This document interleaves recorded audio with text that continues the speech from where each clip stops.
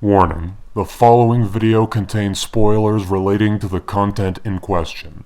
If you do not wish to be spoiled, click out of this video now. So, J.J. Abrams' highly anticipated sequel to the original Star Wars trilogy was released around Christmas of 2015, and right off the bat, far fucking better than the prequels. Like, far fucking better.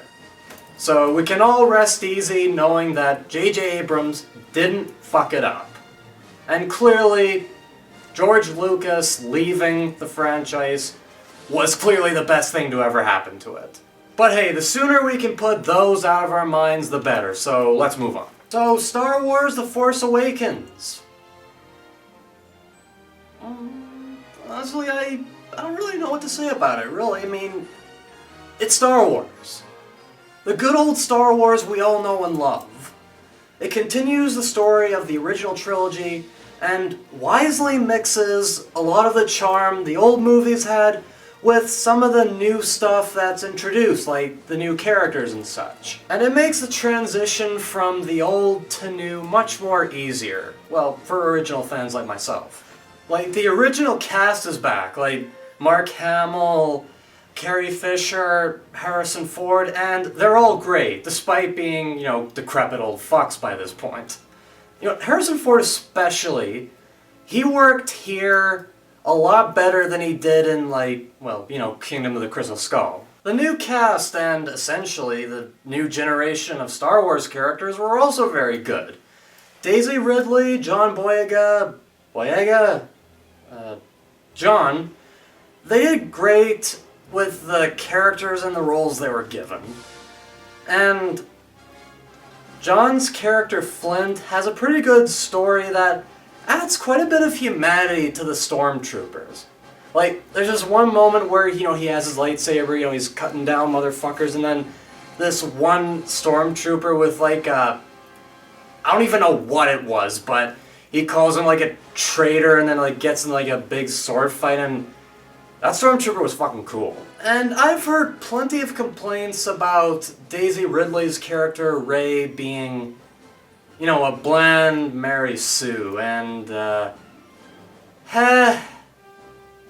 can see where they're coming from.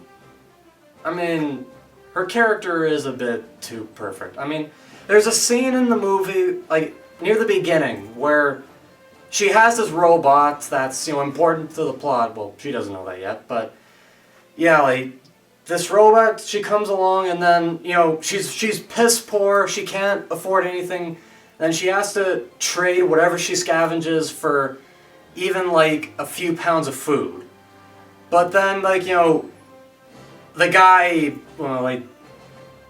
the vendor, fuck it, I'll call him a vendor. The vendor offers her a shit ton of food for a robot, and then for, apparently no reason at all, she just decides, no, you can't have the robot. It's by, get me a shit ton of food. I mean, she has no reason to. She has every reason to get as much food as possible. She doesn't know it's important to, the plot of the movie, but she does it anyway because she's kind-hearted. Yeah, I can see where these people are coming from, but she's still a good character.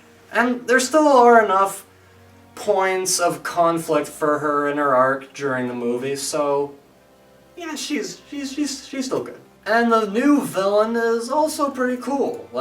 He has a great Darth Vader-esque quality to him, and he has that hilted lightsaber, which was new and refreshing, except a bit impractical, don't you think? I mean, hilted lightsaber, how does that work? Ah, well. He was still pretty cool, until he took the mask off. Then he kind of looked like a bit of a dweeb. But then again, that was probably the point. Because, if you've seen the movie, spoiler alert, he's the son of Han and Leia, who tragically turned to the dark side. So, being, the son of Han and Leia, and, wanting to be, a dark lord, like Darth Vader, He, of course, has struggles controlling his emotions, and he has yet to learn to control them.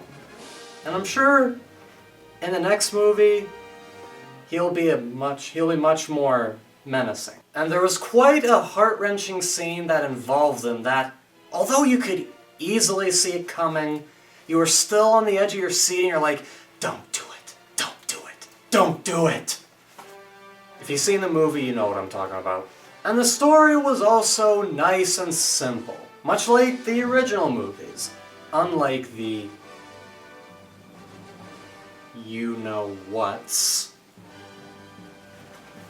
It was a great action-packed roller coaster ride that still had plenty of time for great interactions between the characters new and old, and for some meaningful character development. Though, I'm not gonna lie.